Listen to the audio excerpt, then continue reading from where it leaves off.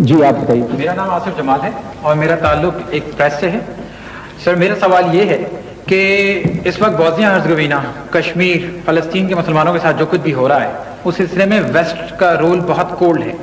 تو سر ایک تو میں آپ سے اس سلسلے میں آپ کی رائے جاننا چاہتا ہوں. جہاں تک اس بات کا تعلق ہے بوسنیا، تو آپ نے یہ ارشاد فرمایا کہ بڑا کولڈ ایٹیچیوڈ ہے یورپ کا اور امریکہ کا. کولڈ نہیں ہے، سازشی ہے. وہ چاہتے ہیں کہ مسلمانوں کو ختم کریں. وہ چاہتے ہیں کہ افغانستان میں بدامنی ہو تاکہ پاکستان کا تعلق سینٹرل ایشیا کی ریاستوں سے نہ ہو سکے. وہ چاہتے ہیں کہ کراچی میں بھی بدامنی ہو تاکہ یہ پورٹ جو ہے یہ 6 ریاستوں کو وسط ایشیا کی سہولت فراہم نہ کر سکے. وہ چاہتے ہیں کراچی میں بھی بدامنی رہے.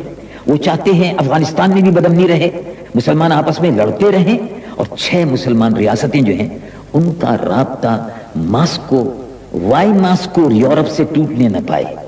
اگر افغانستان میں امن ہوتا ہے تو 6 کی 6 مسلمان ریاستیں جو ہیں ان کا رابطہ افغانستان اور پاکستان سے بڑھ جائے گا اور قائم ہو جائے گا. اس لیے بھی وہ چاہتے ہیں کہ یہ بھی ہوتا رہے، بوسنیا میں مسلمانوں کا قتل عام ہوتا رہے تاکہ مسلمان ختم ہو جائیں. اسپین کے بعد اب وہ یورپ میں کسی بھی مسلمان ریاست کا وجود برداشت کرنے کے لیے تیار نہیں ہے. کھلی بھی حقیقت. کشمیر میں کیا ہو رہا ہے؟ کشمیر میں اصل میں ہندو وہ کر رہا ہے اور وہ کرے گا. ہم نے پاکستان کے بہت سے مسلمانوں نے یہ سمجھ لیا کہ ہندو جو ہے اس کا ذہن پاکستان کو قبول کر چکا ہے. ایسا نہیں ہے. ہندو سے ہماری لڑائی اس تاریخ سے شروع ہوئی ہے، 47 سے نہیں شروع ہوئی. ہندو سے ہماری لڑائی اس تاریخ سے شروع ہوئی ہے جس تاریخ کو غازی محمد بن قاسم نے اس سرزمین پر قدم رکھا، اور وہ آج تک ہے اور رہے گی. تو صلح کبھی نہیں ہو سکتی. ہندو کا وہی ذہن ہے، وہ ازل سے دشمن ہے، پاکستان کا بھی بدترین دشمن ہے اور مسلمانوں کا قتل عام کشمیر میں کر رہا ہے اور اس کا مقصد صرف یہ ہے جینوسائڈ، مسلمانوں کی نسل کشی.